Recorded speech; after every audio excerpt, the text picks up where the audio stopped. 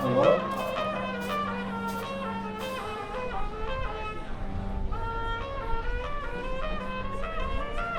First, I want to start out by thanking all the musicians that came out today to play on Keith's behalf. I know that he's really excited about this and really thrilled that this is happening a second time. I talked to him at length on Friday night and he was really stoked, so thank you all. Second, I want to thank all the people that just stopped to see this, what's going on. Some of you guys probably wondering like who Keith Lemar is. Keith is a good friend of mine. He's like a big brother, and he's a good friend to a lot of people that are here right now. On Easter Sunday in 1993, Keith was in a prison in Lucasville, Ohio, and there was a riot that broke out. It's to this day the longest prison uprising in the United States. It was 11 days. And in that 11 days, 10 people were murdered, 9 of which were prison inmates and 1 prison guard. And Keith was accused of several of these killings for which he did not do, and in the process of a lot of misconduct by the prosecutor and the government and the local officials there in Ohio, they contaminated evidence, they've done all these things. Keith was very adamant that he was innocent for the 9 killings that they were trying to put him on trial for. So he went to trial, and while he was in trial, there was, like I said, there was all this prosecutorial misconduct, and ultimately what happens is Keith is tried, and of the 9 murders that he's accused of, he gets convicted of 5 counts. One really interesting part of this story is, prior to going to trial, Keith was offered a plea deal. And in that plea deal, the prosecution said, if you take 1 murder, we'll sort of let you off the hook with this, essentially. And Keith, as I said, was really adamant that he didn't do these things. So he said, excuse my language, he said, fuck that, I'm gonna go to trial. And he had, maybe he was naive at the time, but he had a belief that the justice system was gonna work on his behalf because he was innocent. While he was on trial, he gets convicted of 5 of the 9 murders that he was accused of, and he's sentenced to death. All of those murders had death penalty implications, and since then, since 1993, Keith has not only been on death row, but he's been in solitary confinement for 23 hours a day. So just kind of think about that, and that's heavy in itself, right? So Keith has maintained his innocence for the last 30 years, roughly, and we are here to bring awareness and elevate the profile of his case and situation. While Keith was in prison, he wrote a book titled Condemned.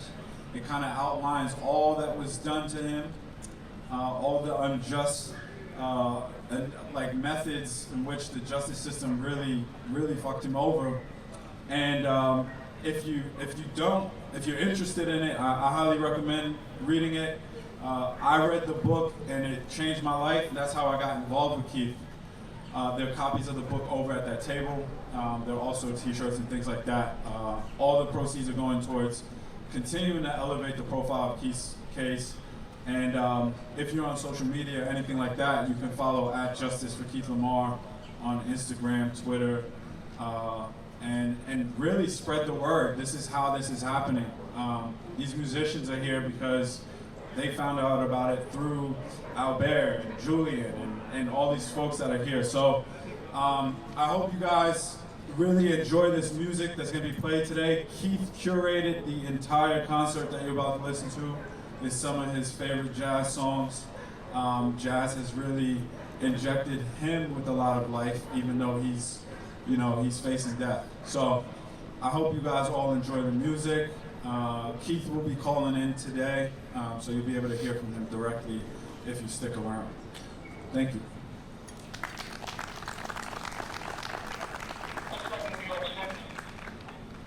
The first thing that I want to say is thank you.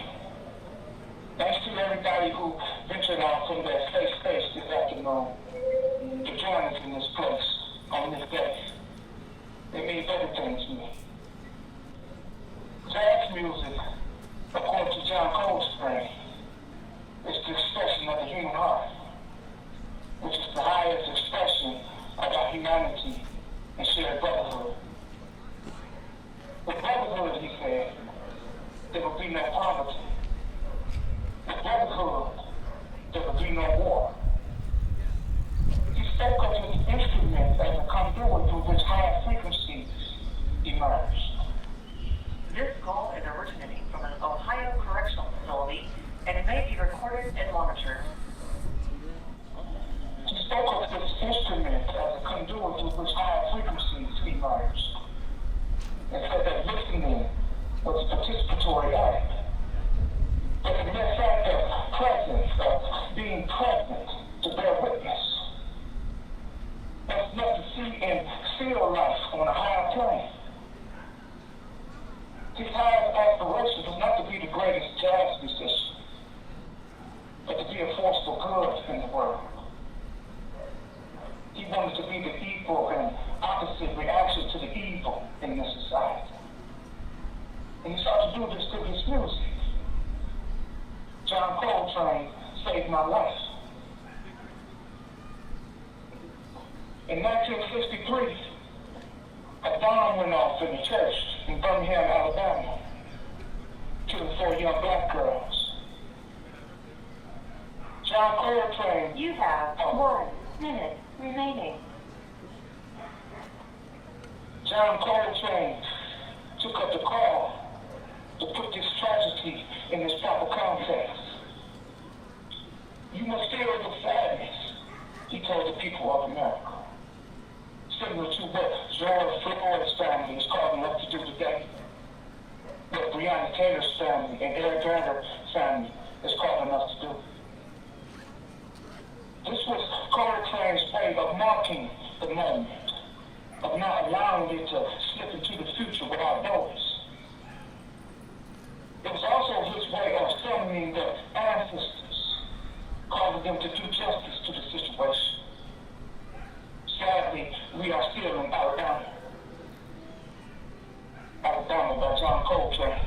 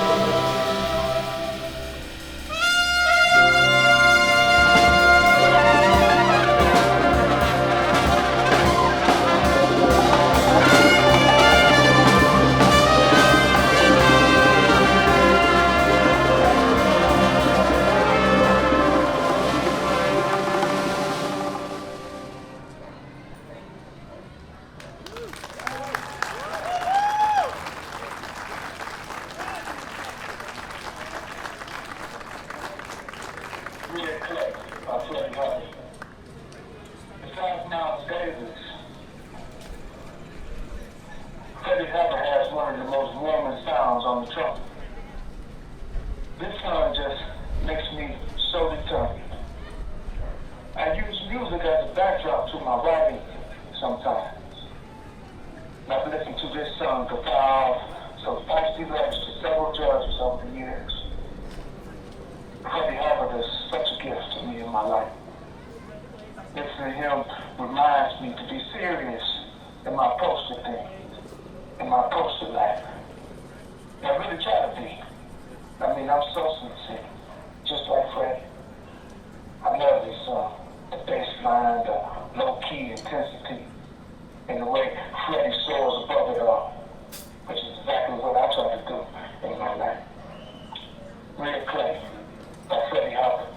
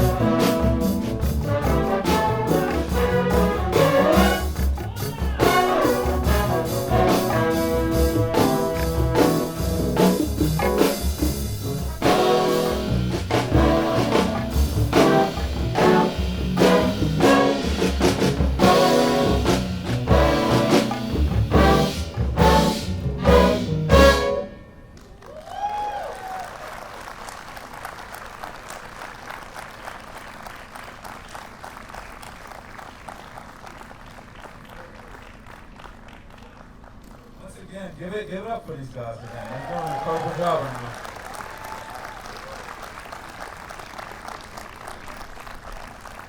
All right, so for anybody that just showed up or missed the beginning, we are here for Keith Lemar today. That is Keith. He is wrongfully on death row in the state of Ohio. He's been in solitary confinement for the last 27 years. Spending 23 hours a day in his cell. So we are here to advocate for and raise awareness to his situation and his case and the racial injustice he's been subject to. So thank you for being with us today. And hopefully if you're here, you can help us spread the word about his case and his situation, right? So follow at Justice for Keith Lemar. You can visit his website, keithlemar.org. You can donate money there. Everything is being towards building his profile and elevating the awareness around his case. So that's that. I want to introduce a speaker who's going to come up and speak with everyone. Really cool cat, like one of the most fashionable dudes I've seen in a while. But he's also just a really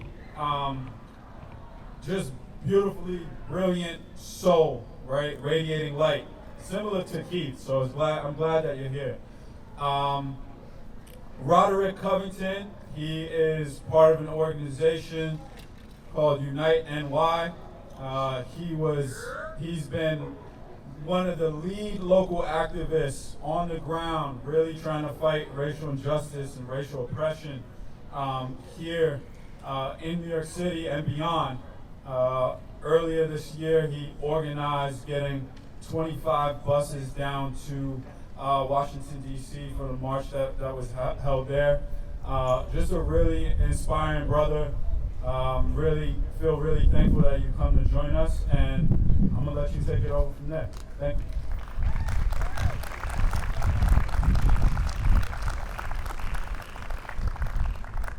Hey, mic check, mic check. Mic check, mic check. Okay, I just want to make sure everyone hears me. I want to thank you so much, Brother Wally, for having me. I want to thank you all just for stopping by, creating space to absorb and to hear this amazing, wonderful concert that is free. It is free. None of these musicians are getting paid. But if you would like to donate, you can come here to the table where Amy has driven all the way here from Ohio. She has come here from Ohio, literally, just to make sure that we raise money for Brother Keith Lemar. So if you are so moved to donate today, all proceeds are going to help Brother Keith Lemar in his case, who was wrongfully convicted of something that he did not do. So, just by a show of hands, how many of you, by a show of hands, have voted already? Early voted?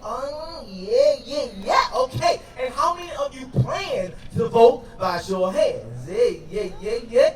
Okay. How many of you will not be voting this year by a show of hands? I want to see you too. I mean, okay. Are you American? Okay, they're not American.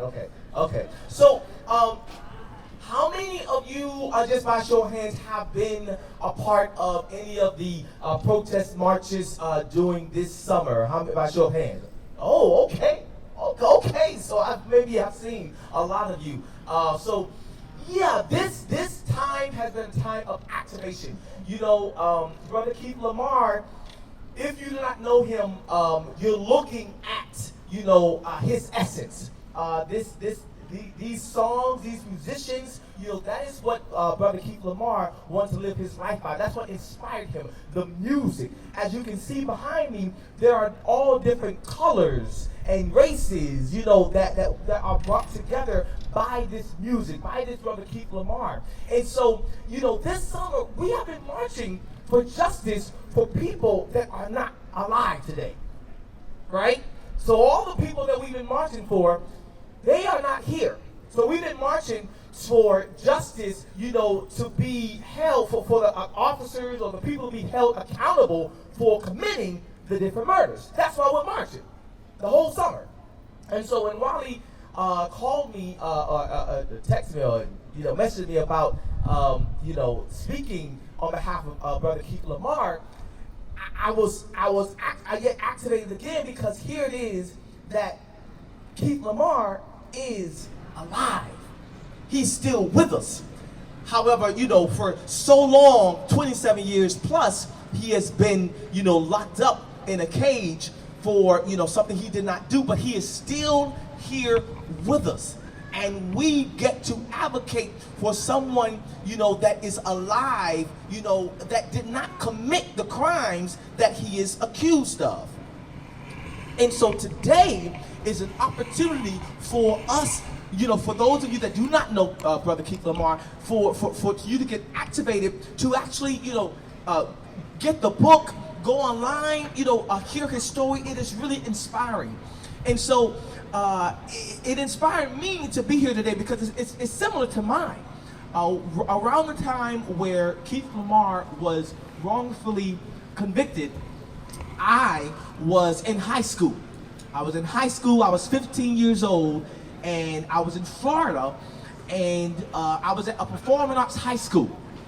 And at my high school, 3 white girls wrongfully accused me of sexual harassment. And at this school, they went to the principal and accused me, and immediately I was kicked out of school. And then after I was kicked out of school, they pressed charges on me, and then when it went to the law, it went to battery. So one said I touched her here, one said I touched her here, and one said I looked at her in a threatening way. And so I was falsely accused of, it went to battery, and then I had a court date. And so, I'm from Florence Villa.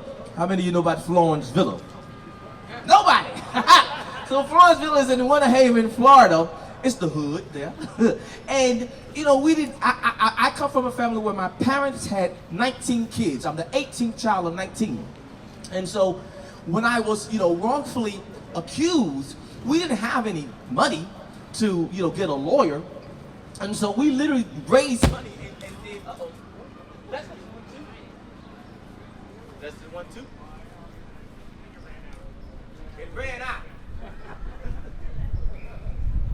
We're going to wait until 30-second music break.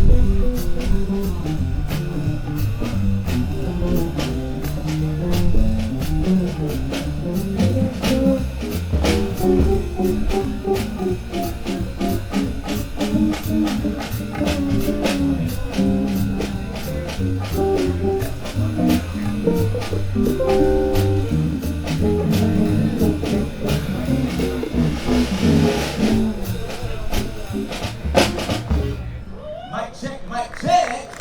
Hey. Yeah. Man, this band, this orchestra is amazing. So anyway, I was at we were raised money to get a lawyer.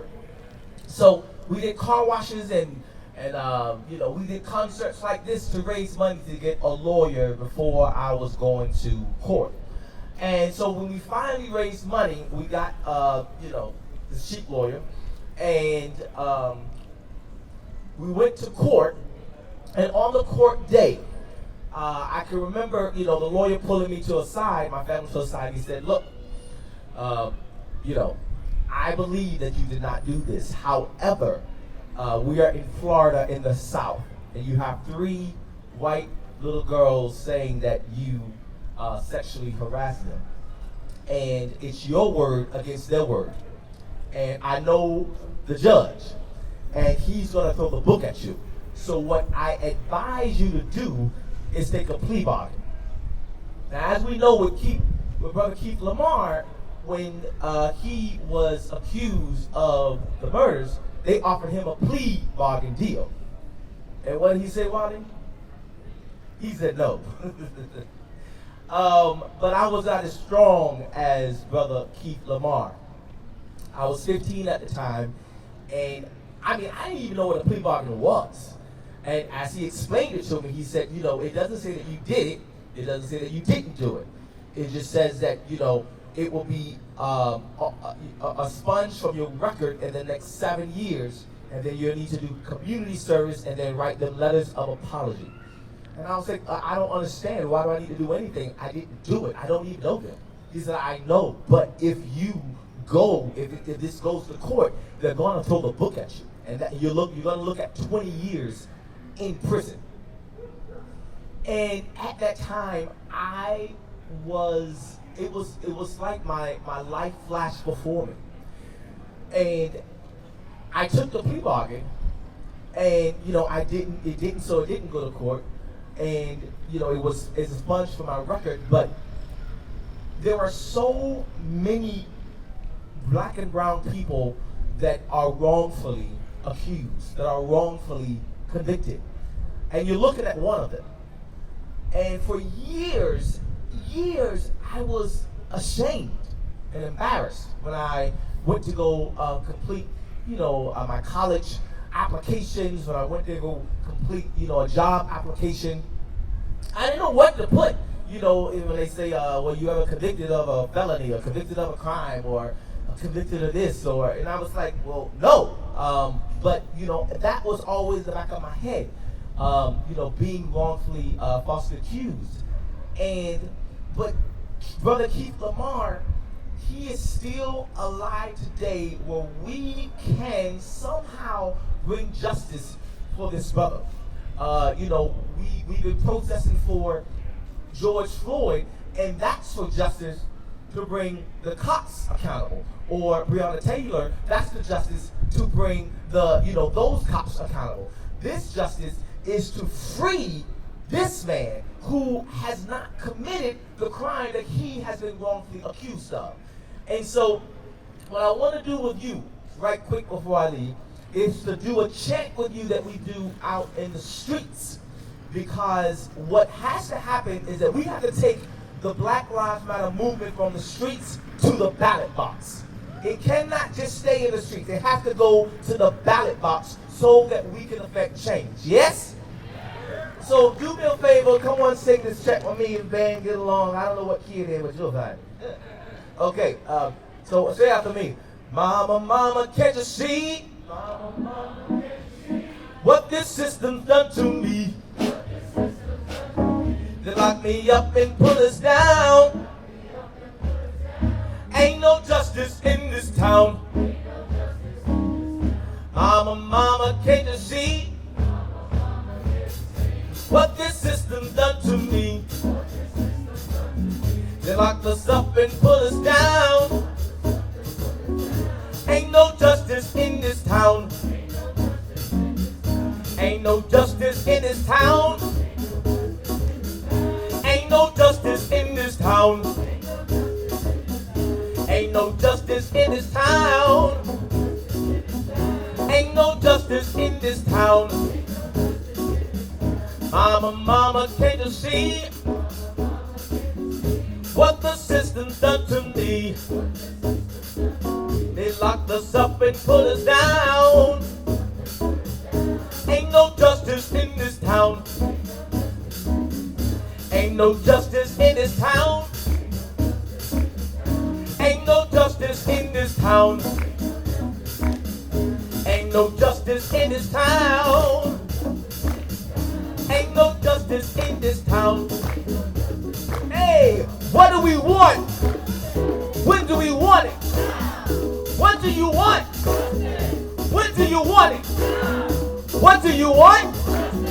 When do you want it? What do you want? When do you want it? If we don't get it, if you don't get it, if we don't get it, if we don't get it, if we don't get it, if you don't get it, if we don't get it, shut it down.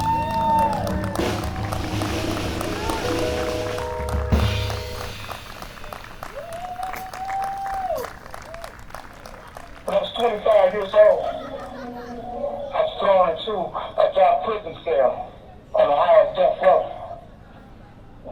Thrown here for crimes I didn't commit. I've been offered a deal by the people who put me here, and told that if I would but plead guilty, I would be spared years of unnecessary pain and suffering. I refused. Instead, I stood on my truth. This sun captures perfectly the feeling of desolation I felt in the beginning, and the gradual sense of attendance that came as I committed myself to the journey. I wasn't alone in my struggle. The truth would win out. Not only the truth about my situation, but the greater truth about who I am, who we are. We are bigger than the things that confront us, bigger than the pandemic, bigger than mass incarceration, bigger than the poverty and hopelessness that's stolen so many, okay, bigger than the poverty and hopelessness that so many of us experience in this society. Together we are bigger than it all.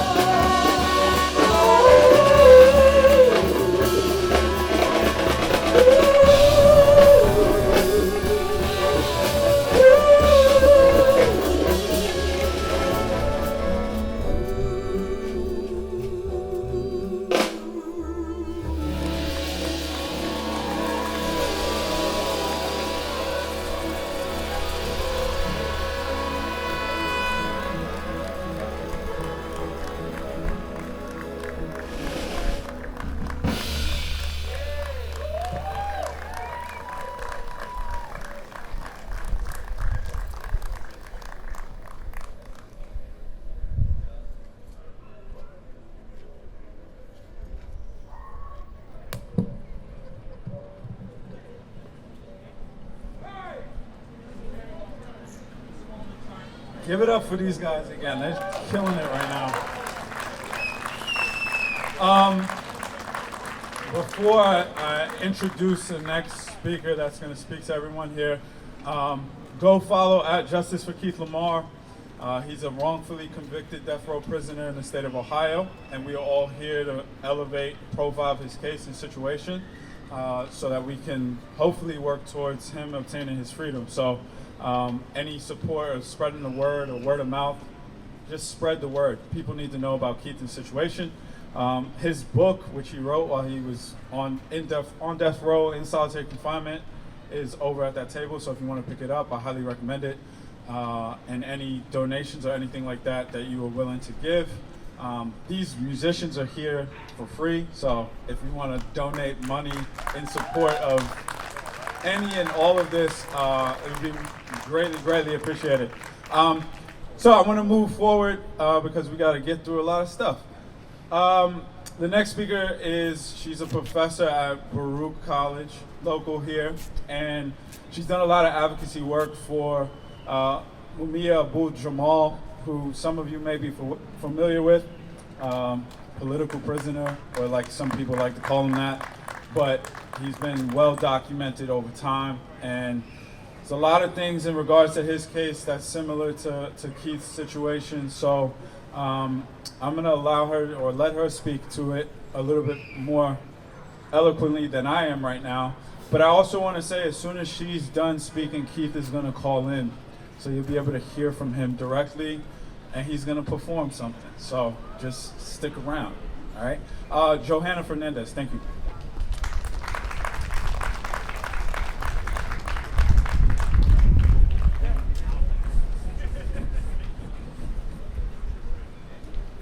All right, how we doing out here today? Woo!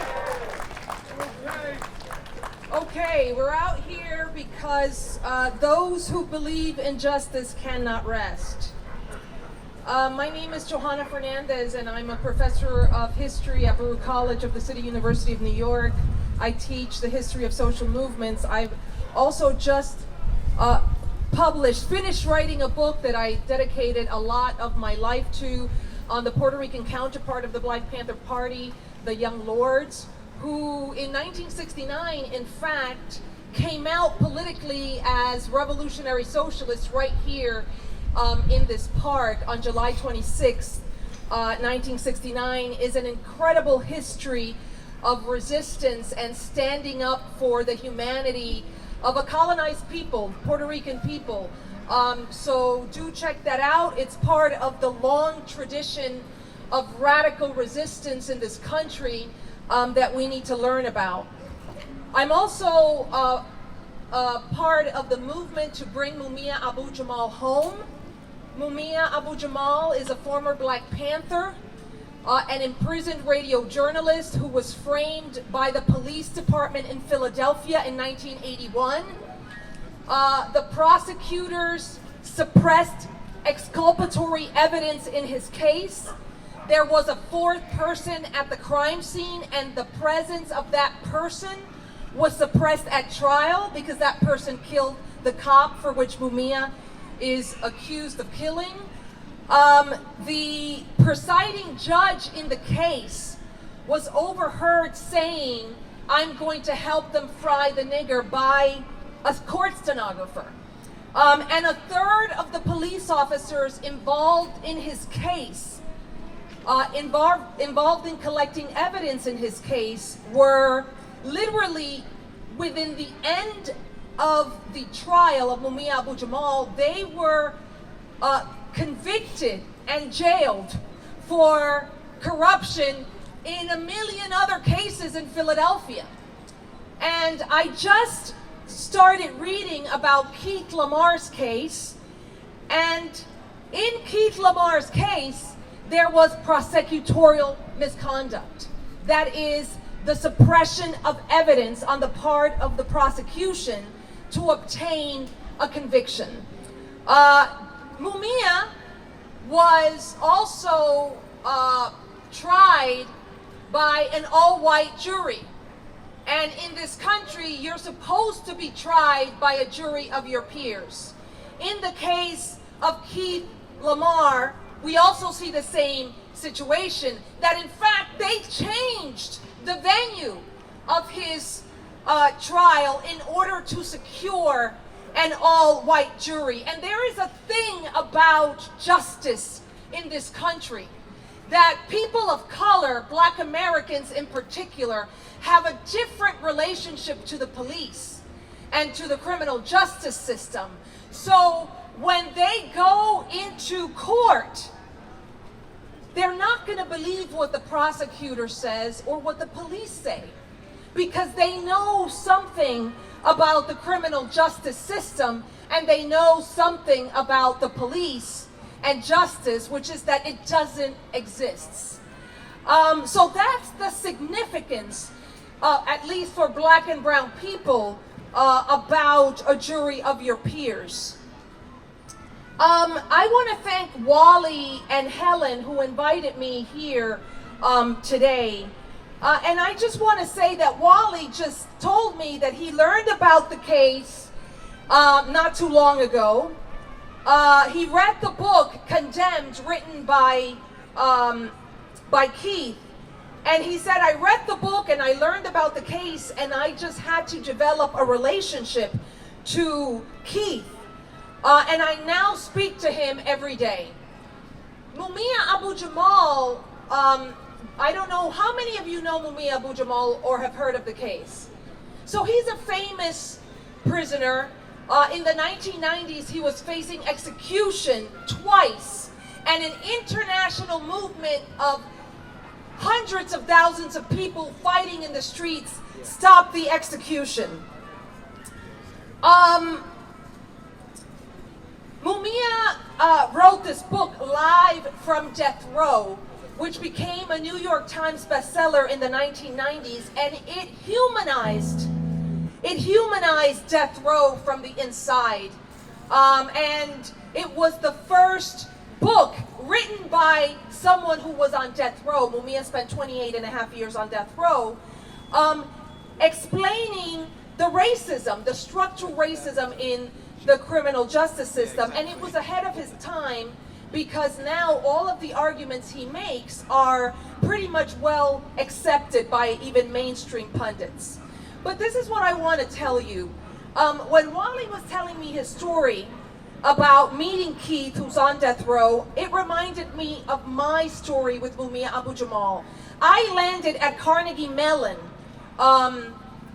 a long time ago, like in 2004, and a professor emeritus, that's a retired professor, while I was a young professor there, suggested that I go visit Mumia on death row.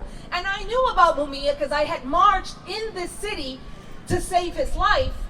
And in that period, Mumia was like the Che Guevara of our time. He was the person who from death row was speaking truth to power. I told this professor, who looked like Father Time and came to my office almost every day, you mean you want me to visit Mumia, who's sitting up on death row? What the hell am I going to ask? Or what the hell am I going to add to that conversation? The professor was relentless. He literally came to my office every day, and I was spending all my time in my office because I was in Pittsburgh, which is a deindustrialized town and geriatric, and as a Black woman, I had nothing to do in that town, so I was in my office. And I finally threw the towel in. I visited Mumia Abu Jamal on death row, which is the most unforgiving place in the United States. Prisoners on death row spend 23 and a half hours behind bars in their small little cell, and they have absolutely no contact. So when you visit a prisoner on death row, it's behind a plexiglass. And for 28 and a half years, Mumia had no human contact. I started visiting him, and I started visiting other men on death row, including another political prisoner, Russell Maroon Shoatz. Some of the men on death row say they are guilty. Others, like Mumia Abu Jamal and Russell Maroon Shoatz and Keith Lemar, claim their innocence. But what I realized on death row when I was visiting this man is that it doesn't matter. All of these people are human beings. And the only reason why this country has been able to get away with a human rights catastrophe, putting so many people behind bars, is because they dehumanize, the system dehumanizes black and brown men disproportionately, and the poor. And they're depicted as menaces to society, people disconnected from family, from friends, from children, from their brothers and mothers and sisters. And part of what I learned while visiting Mumia and other men on death row, and there are women, is that they're human beings, and we live in a society that throws away people. And when you throw people away, you think that it's not going to come to haunt you, but it does.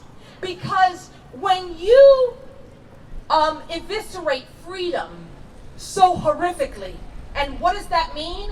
That in the United States, we represent 5% of the world's population, but we imprison 25% of the world's population, and we dare call ourselves the land of the free. When you imprison so many people, you erode the definition of freedom and humanity. And that came to haunt us in New York City not too long ago during the pandemic. This country has allowed 216,000 people to die unnecessarily of COVID-19. And we saw that better than anyone else in the city. We saw those trucks, those morgues outside of hospitals. And those were hospitals in poor black and brown neighborhoods in the Bronx and in Queens. And so that's why there's a relationship between what we do to prisoners and what happens to us. When we do not value life, when we criminalize and demonize a section of society, we dehumanize our society as a whole, and eventually it comes to bite us in the ass. I will just say this. In the 19th century, the United States produced steel. In the 20th century, we produced cars. Today, the United States produces prisons. Imprisonment and the prison industrial complex is the third largest employer in the United States. I'll repeat that. The prison system as an apparatus with its courts, the police, the guards, represents the third largest employer in the United States. And at some point you have to take a step back and ask, what kind of society are we? Who are we? Yes, there are social problems, but is this the way we want to solve them? Through imprisonment? And who is it that we imprison exactly? Because the largest purveyor of violence in the United States, as Martin Luther King told us in 1968, is the American government. The American government is the largest purveyor of violence in the world. We bombed Iraq into the Stone Ages. And if, for those of you who know something about history, Iraq is is the bedrock of civilization in the history of the world. We bombed that society and its people into the Stone Ages, literally. During the Vietnam War, the United States dropped more bombs on Vietnam than had been dropped by all sides combined during World War II. The Vietnamese. We eviscerated the Vietnamese. Eviscerated millions of Vietnamese killed at the hands of American bombs. So don't talk to me about the minor violence that happens in our neighborhoods within our own communities, because our communities have been essentially allowed to fall into disrepair. Horrific housing, school that is horrific beyond belief, hospitals that are falling apart, deindustrialization, and no fucking jobs. What else do you expect? So there's something called social violence, which our government and Wall Street is perpetrating day in and day out. But the people on Wall Street and the presidents of this country will never see the inside of a prison. Right now, there are over 500 children, a human rights catastrophe, who've been disconnected from their parents at the border of this country. When you put children in that environment, children will be molested, will be raped, will be abused. That's what's happening in the borders. But no one is going to put the U.S. government and the people who preside over those policies in jail. So what is prison about? Prison is about social control, historically. It has been about keeping the people at the bottom of society in their place, especially those most likely to resist. After the Civil War, after the end of slavery, we see the emergence of slavery by another name in the form of the prisons. In fact, you all probably know by now that the 13th Amendment, which abolished slavery, said that it could be abolished everywhere except in prisons. Well, the institution of slavery was not about segregation, it was about the production of cash crops, cotton, tobacco, sugar, coffee. Slaves in this country, 4 million slaves, produced the wealthiest societies humanity had seen, second only to the British Empire. That's 4 million slaves in North America, in the south of the United States. So at the end of slavery, the old planter class needed to control black labor, and imprisonment became a way to control black labor, and they literally developed policies known as laws known as the Black Codes. Literally, that's what they call them, the Black Codes. The Crime Bill of 1994 and 1995 and 1996 was another black code. It targeted communities of color, black and brown communities right here in New York, in the Bronx and Brooklyn. If you were caught with crack, you got 10 more years than if you were caught with cocaine, right? This was a law that policed certain neighborhoods and not others. But this is what's important, and I'm going to end in a minute because I know that Keith is probably calling already. Is he calling? He's on the line. Okay, well, bring him on. Bring him on because he's in prison. We're out here.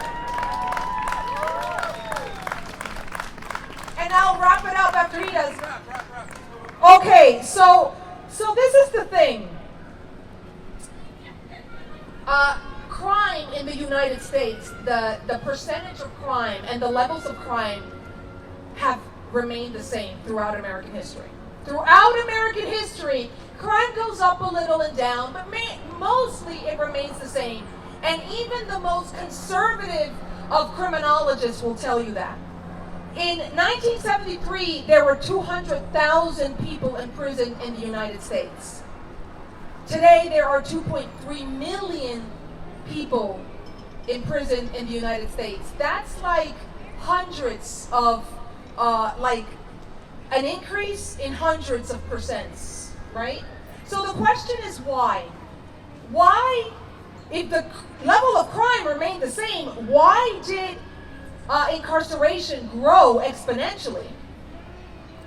It grew in part because it was a punishment to black people for daring to rebel in the 1960s in the way that they did. Should we bring him on? Bring him on, Keith Lemar, who's sitting up on death row.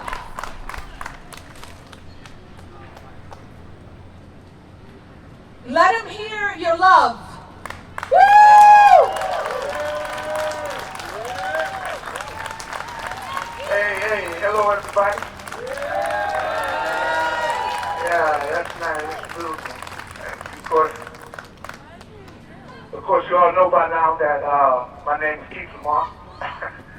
And that, according to my supporters and me, I'm an innocent black man on death row. I emphasize the word black because we seem to be moving through a period of heightened awareness nowadays.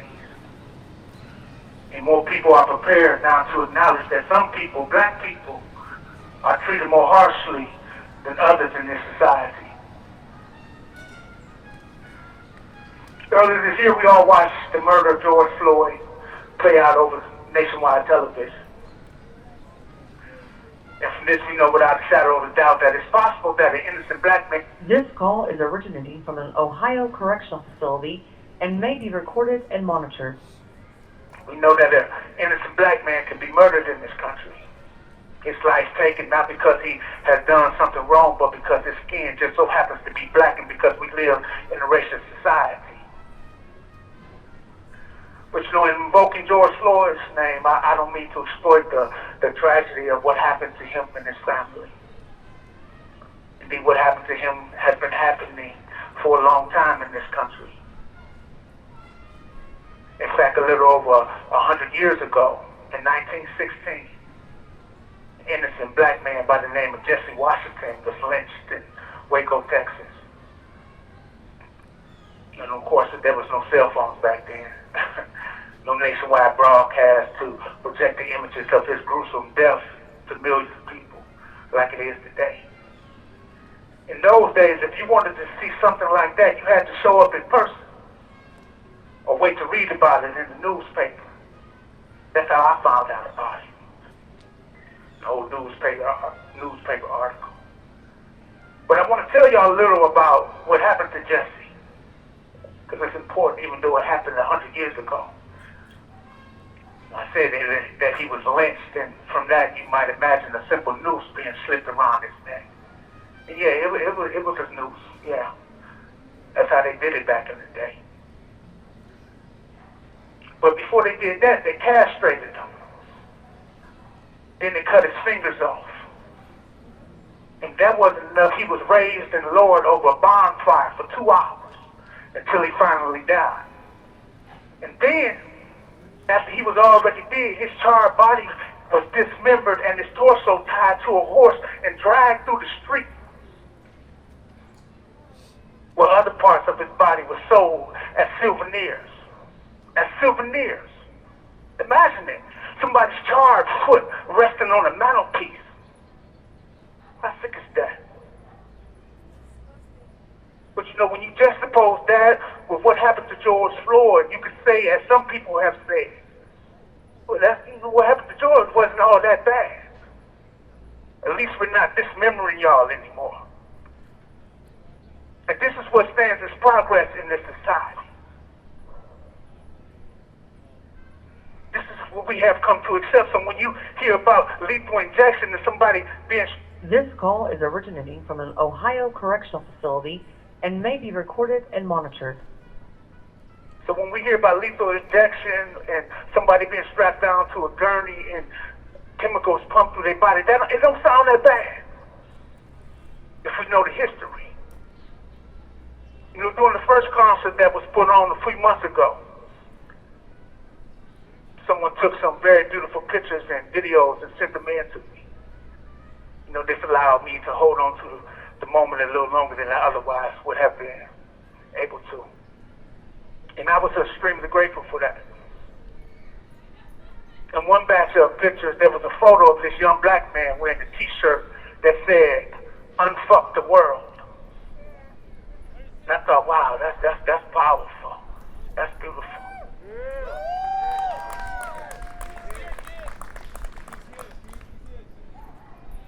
Okay. I see you, brother. You know, people read my story and learn about some of the hell I've been through over the years and automatically assume that I will be full of hate. And once upon a time, yeah, I was.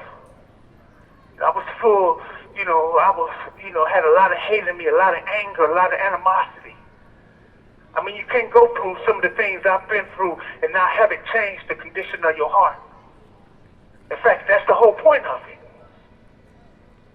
But James Baldwin said, hate which can destroy so much, never fail to destroy the one who hated. And I'm here to tell you that no truer words have ever been spoken. You know, there was a time in my late 20s when I was on my way to becoming a monster. But during that time, I met some individuals came into life and helped me see my way clear of that. You know, but during that particular time I'm talking about, when I was really, really struggling to hold on to myself, it would have been nothing for me to say in response to what happened to George Floyd, to Breonna Taylor, to Sandra Bland, to Eric Garner, and all the others, including myself. Man, fuck the police. And fuck the so-called criminal justice system. But you know, I've come to see and understand that that's the problem. The police are already fucked. The system is already fucked. And to the extent that we aren't working to change things, we too are fucked. So yeah, in order to fix what's wrong with this world, I agree with that brother who is here with you right now. We need to unfuck it first. Which is to say, we need to unfuck ourselves and begin to understand that there's a better way, more meaningful way to live in a society than where, you know, the richest 1% own 90% of all the wealth and resources, while millions of people are behind bars. Millions of people are sleeping on the street with nowhere to go, with no food to eat. We need to unfuck ourselves. You know, when I started this journey 27 years ago, the only advice I was given by my attorneys who were chosen to represent me was to sit down and shut my mouth. And I did. I sat there and watched my whole life slip through my hands, and I didn't say one word. When I was sentenced to death and thrown into solitary confinement, I was told by the people who run this place to sit back and keep my mouth shut. And I did. I wasn't allowed to touch my family, to pick up my nieces and nephews. Meanwhile, the civil attorneys who came on to represent me in civil court. This call is originating from an Ohio correctional facility and may be recorded and monitored. You know, the civil attorneys, we hired civil attorneys to, you know, help us be able to touch our families. And they told us to be patient. And you know, we were. 18 years went by. And one day I just woke up and I just said, you know what, man, fuck this. I'm done sitting back and listening to these people. And you know what happened? I went on a hunger strike and achieved in 12 days what I couldn't achieve in all those years of waiting. That taught me something. You know, you can sit back and watch your whole life pass you by, waiting on the world to change. But the world won't change until we change it. We have to do that. And I know what I'm about to say now might sound crazy, but this is really the most important, the most meaningful time of my life right now. I mean, I could catalog all the horrible things I've been through, but what I've come to understand about my life, that life isn't meant to be fair. It's not. It's meant to be lived. And I'm living now, so I feel good about that. I'm utilizing my agency. I'm speaking up for myself. And you know, that makes me feel like my life is worthwhile. And it is. You know, my book is there for you to read, for anybody who haven't read it yet. My book is there. You know, I wrote a book. It's not, you know, it won't be found on the New York Times bestseller or anything like that, but I wrote every word of it. I taught myself how to write instead of depending on other people to speak for me. You know, I'm not here asking anybody to take my word for anything. But if you care about justice, if you have a heart, have it in your heart to be part of the movement that's going through this country right now, I'm asking you to join us on this journey.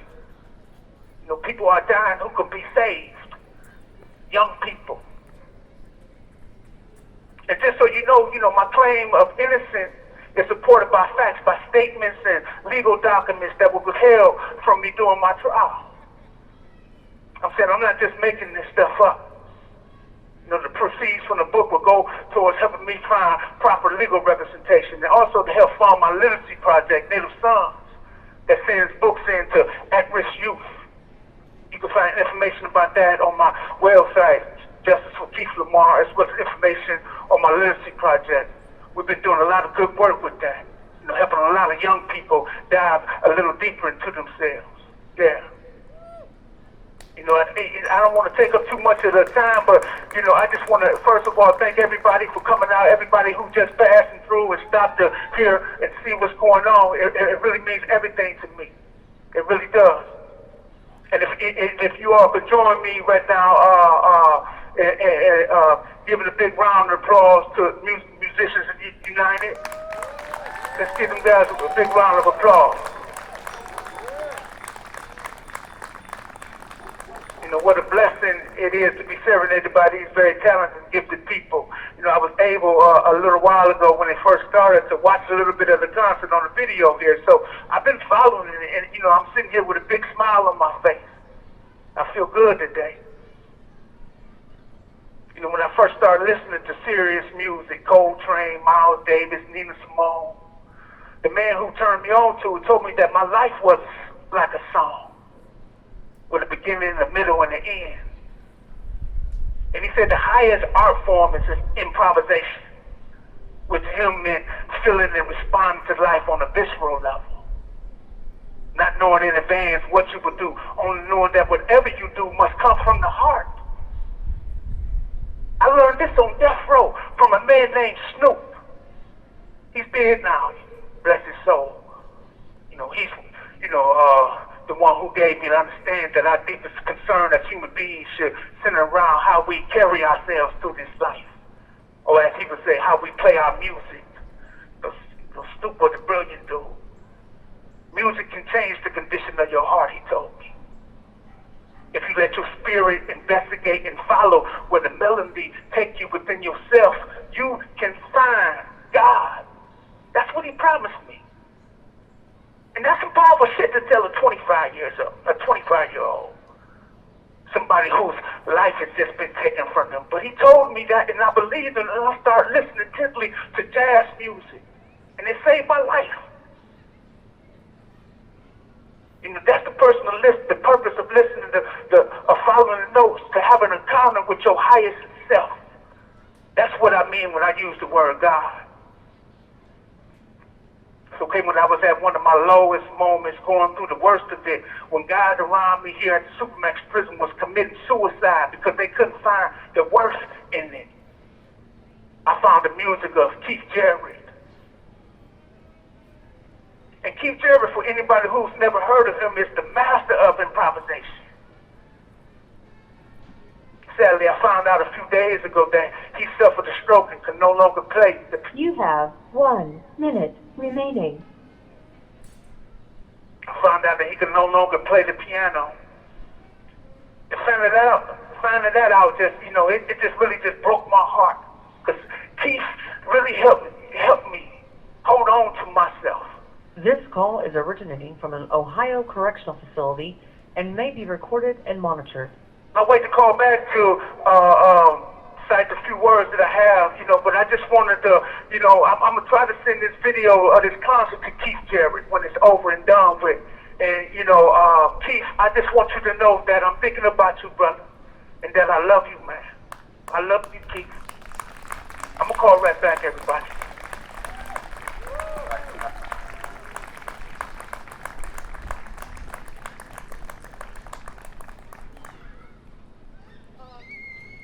Okay, he's calling back. Wow. I think what's important for us to keep in mind is that Keith is not an isolated incident.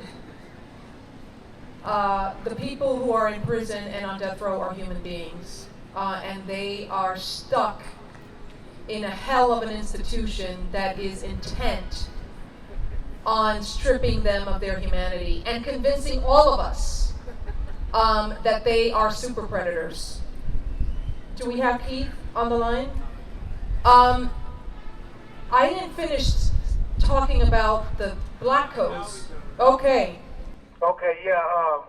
Like I said, I won't be too much longer. I'm hoping that we'll be able to send this concert so Keith Jarrett can see it, so he can hear all this beautiful music that's being played. And as I said, during one of my lowest moments, I wrote a few words. You know, I was listening to the Colin concert, one of Keith Jarrett's most seminal pieces. One of his seminal pieces was really put him on the map. And I asked my friend Albert to tickle the keys for me a little bit, so to give you all a sense of what I was feeling inside myself when I wrote these words. So Albert, if you can help me out, brother.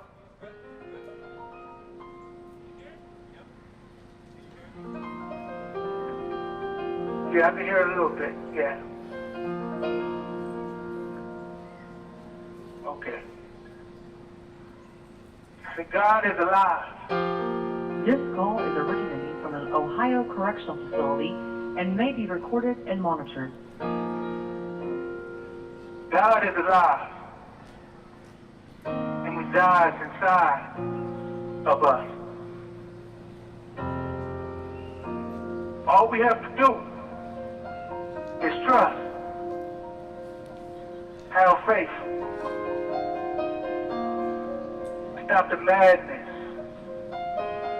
give thanks for the blessings that shape our lives. We have to look ahead instead of always looking back at the past. Slow down on it.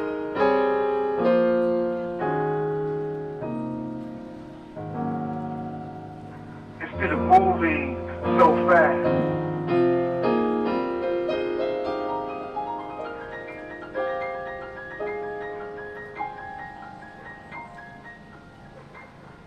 Laugh. Reach deep and have the courage to dream about beautiful days in different ways to give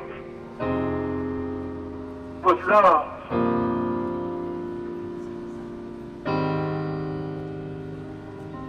In peace. Peace, everybody. Thanks a lot for coming out, folks, being with me on this beautiful day, and I hope y'all stay engaged with me, stay with us on this path that we're on, because ever since I took control and put my hands on the wheel, my life's been turning around, and even though it's a long shot, I have a shot now, just because I'm standing up on my own 2 feet, and that's what, you know, it's going to take, yeah. Thanks a lot, everybody. Yeah. I love you too, man. I go. Woo! Let's give it up once again for Keith, for his freedom.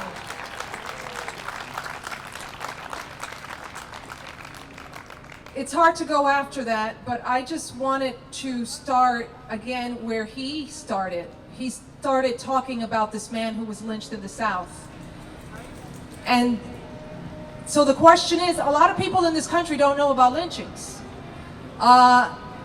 You should know that criminologists and sociologists study the criminal justice system, and they have determined that the number of people the United States, black people, formally executes is comparable to the people that were lynched in the South during the period, black people that he was talking about. The black codes. These laws were passed in the South immediately after the Civil War, and they criminalized black life.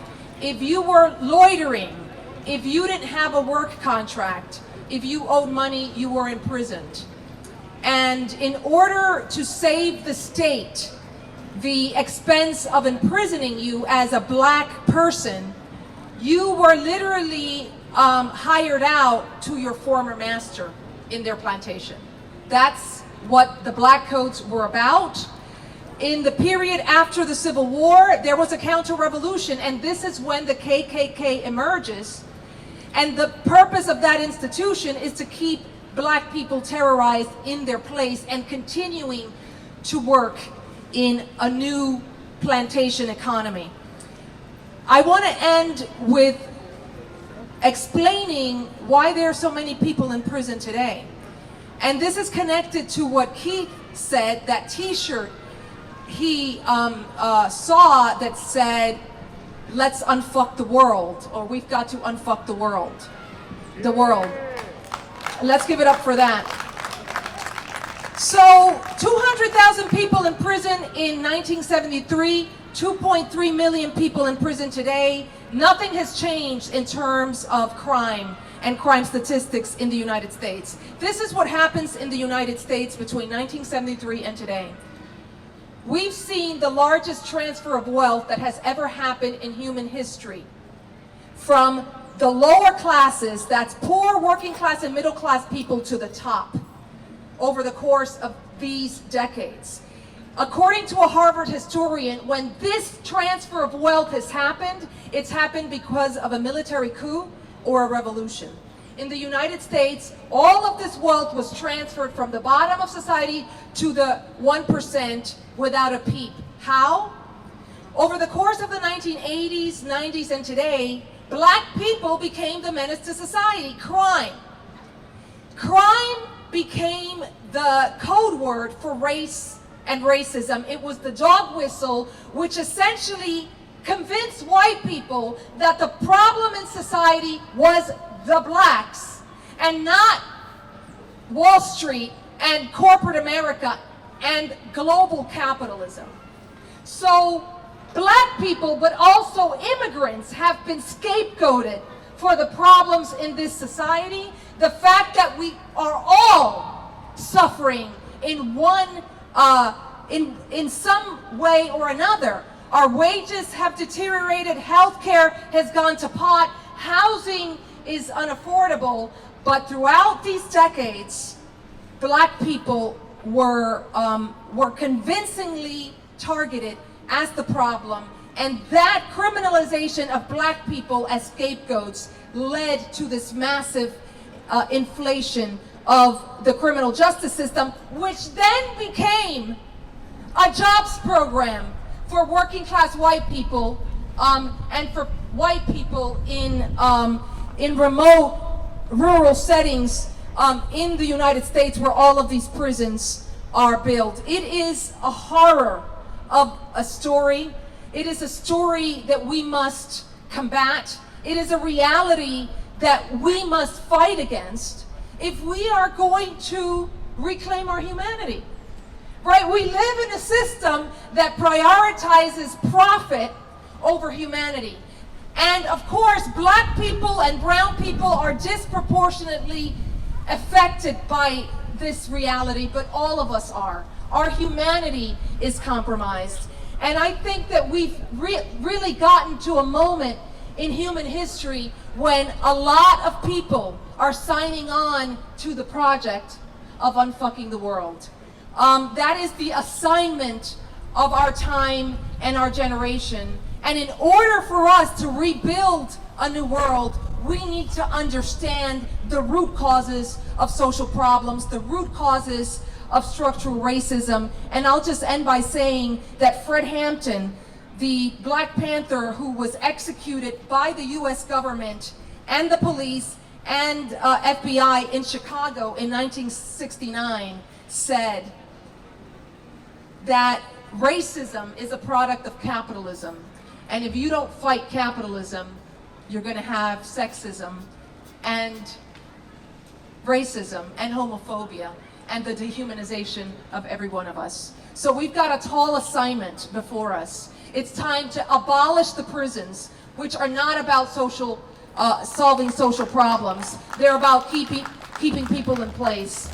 We need to free Keith Lemar, a human being who was imprisoned at age 19, given 18 years, and then the system managed to put him on death row. We need to free Mumia Abu-Jamal, we need to free all political prisoners, and we need to really give people who are in prison the chance at life, but ultimately the question of abolition, as Angela Davis has said over and over again, raises questions about the broader organization of society. What kind of a society do we live in? Do we want to build? And perhaps this is a moment that's calling on us to reimagine and fight for and dream of a different world. Thank you.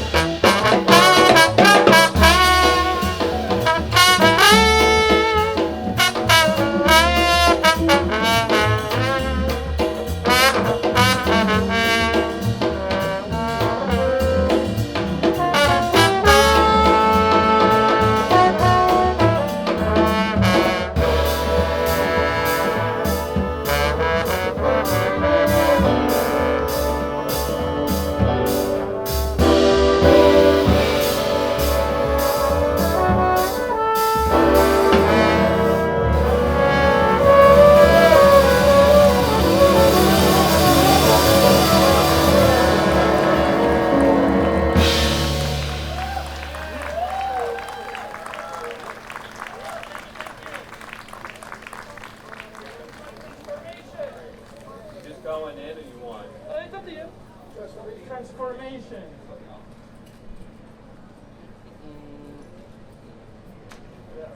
Transformation. That's Nora Penderhughes.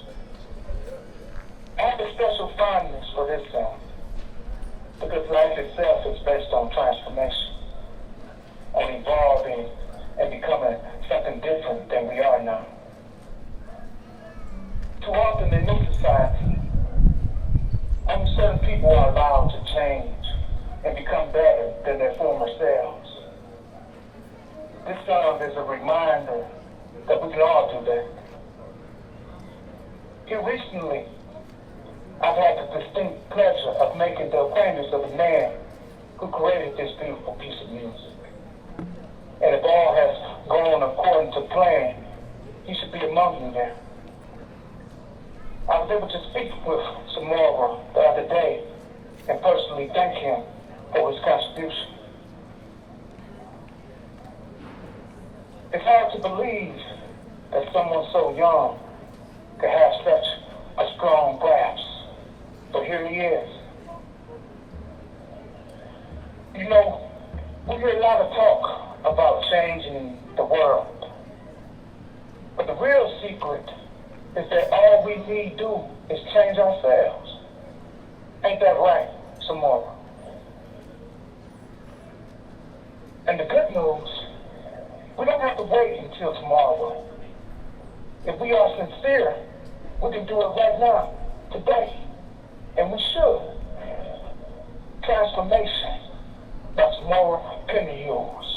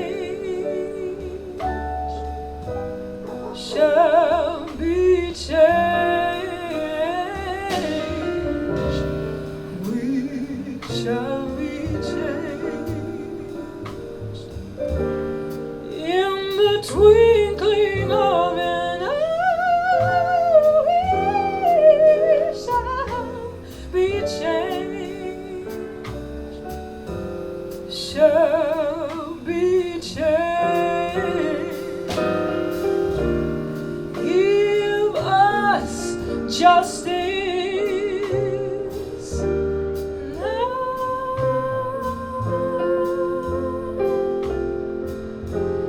Give us justice now.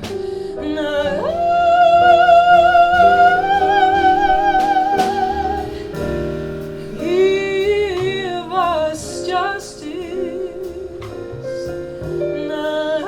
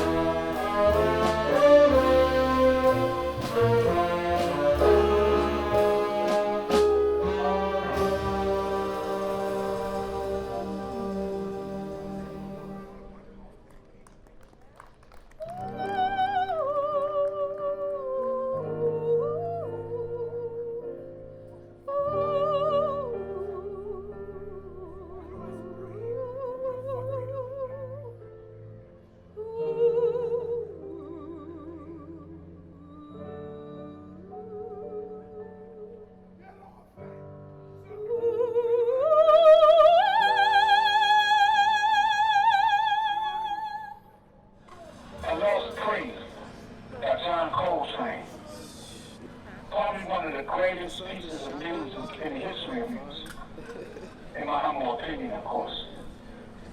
When I say it saved my life, I mean that quite literally.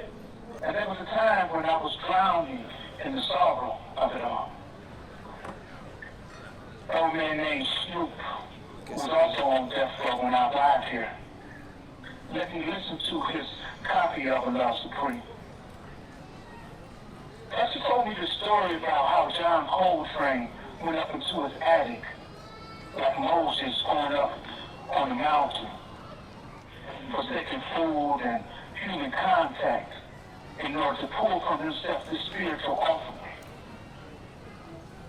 The opening lines of the song begins, I will do all I can to be worthy of thee, O Lord. These are the words with which I begin each day.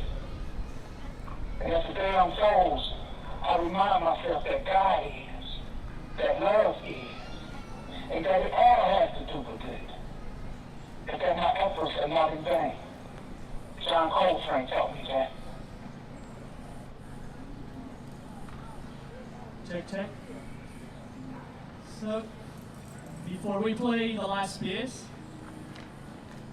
A Love Supreme, I want to thank each one of the musicians who came here to play. Some of them already left, but this is a particularly hard moment for musicians. Clubs are closed or practically closed, and everybody that you see here on the stage is playing for free today for Keith. So if you can please clap as loud as possible for them, that would be great.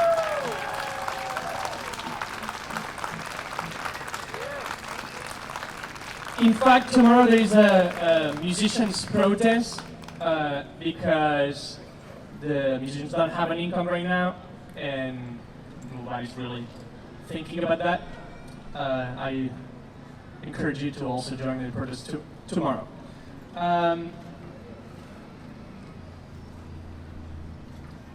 That's it.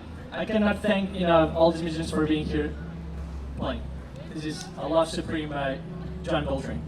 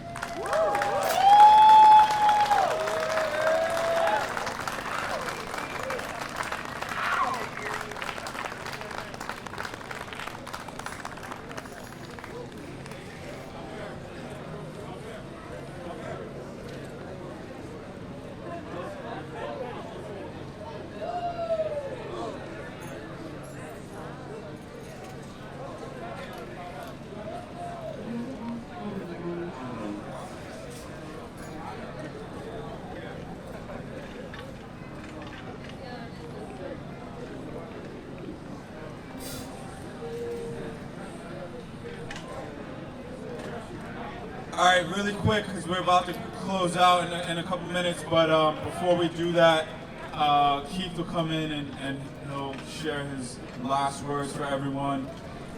What I want to do is really highlight the need for us all to be really proactive with Keith's case and situation right now. How many people here think Black Lives Matter? This is a great opportunity to demonstrate that you actually believe and think and feel that Black Lives Matter. Keith is still alive. He's not George Floyd, he's not Breonna Taylor, he's not Trayvon Martin or any of these other Black lives that have been taken and have become hashtags. And Keith is with us right now. And we can do things together, collectively, to make sure that Keith doesn't become another hashtag.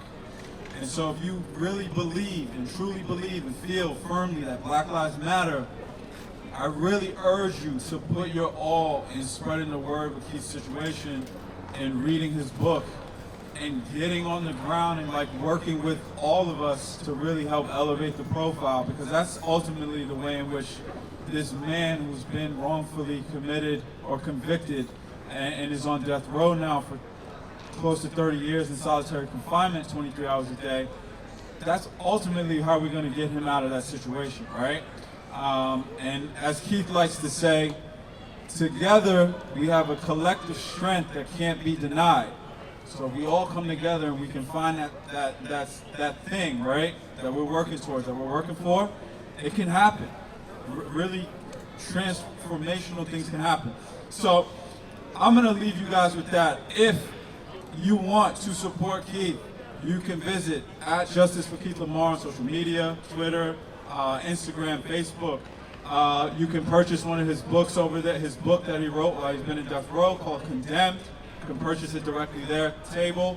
You don't need to have cash. You can even do Venmo. There's a QR code.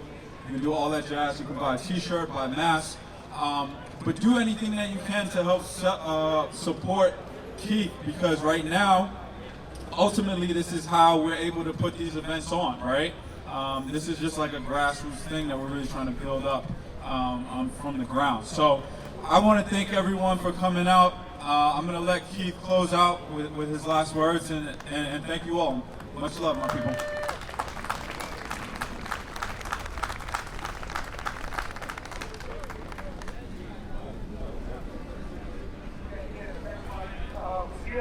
Everybody, I would echo Wally and say, if you believe in justice, if your heart is really into, fighting for what matters in this world, then of course we welcome you all aboard to help, to join us on this journey. Thanks for coming out, everybody. People who stopped through, passed through, thank you too. And most importantly, Musicians United. Listen, I can't even summon the words to even express the gratitude that I have for you all. Y'all did it for me the first time. I didn't believe it then. And I've been watching the videos almost every day, looking at the pictures almost every day. I mean, you have no idea when Wally say, I'm in solitary confinement. You know, that's a real thing. You know, I'm in this little space. It's no larger than your bathroom all day, every day. But, you know, now you all are a part of my life, a part of what, you know, is motivating me, pushing me forward. And I just want to thank you. And whoever that was who was singing trap. This call is originating from an Ohio correctional facility and may be recorded and monitored. Whoever that was singing transformation, I just want you to know I was listening to you and bless your heart, you know, bless your heart. That was beautiful. That was truly beautiful, and I can't wait to get all the videos and whatnot. And you know, we talking about saving my life. We talking about a day when I can walk out of this place, and I do believe it's possible. But before I came to prison, before I was even sentenced to death, I was already in prison, literally, spiritually. And I'm glad to tell y'all today that I'm free of that prison. You know, I'm free of that spiritual prison, that mental prison. I'm free of that. Now all I need is my physical freedom for me to be fully free. And, you know, I just want y'all to know that there is such a thing as mental, spiritual prison, and that we all should strive to break free of those restraints, to break free, to get out of that box that we have been put in, and just live our lives, to stand up and live our lives. And, you know, Jerry, saxophone player, I was listening to you, brother. You know, I hope that's you. I hope you showed up, man, and I just want you to know, young brother, that you got a gift, you know, and I really hope that you reach for it. Keep reaching for it. That story I told about John Coltrane, that's a real story. You know, and the moral of that story is take your life seriously. You know, we all, at the end of the day, are artists, are musicians, painters, or whatever the case may be, and the goal for our lives is to make our lives beautiful. We only here on this planet for a short period of time, and this is our one and only life. You gotta live with that awareness, live with that recognition, and try to do something righteous with your time. Well, before Martin Luther King was, you know, killed, before he was shot in the head with a bullet, before he was executed, he said that the most... This call is originating from an Ohio correctional facility and may be recorded and monitored. Martin Luther King, Nobel Prize winner, a brilliant genius, you know, had all these accomplishments. At the end of the day, though, he said that his greatest wish was when he died that somebody stood up and said to those who attended his funeral that he tried to love somebody. You know, and I want that to be said about me, that, you know, when I found my way back to myself, that's all I've really been trying to do, is love myself and love somebody. Reach out beyond myself. That's why I started the nonprofit, to go back to the juvenile places where I started off on my journey, in those dark places, and try to bring some light to those young brothers and sisters who are already been thrown away, 12, 13 years old. And so that's what really it is about, because anything you love can be saved. Alice Walker said that, and I believe that.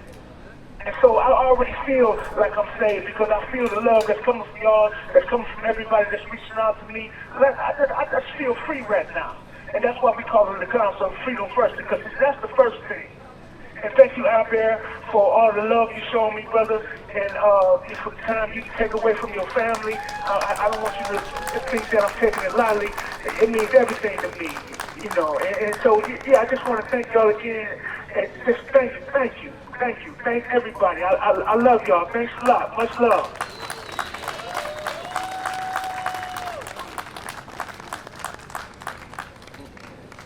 Thank you, everybody. Like I said, go follow Justice for Keith Lemar, and let's continue to elevate the profile. Thank you. Have a good weekend.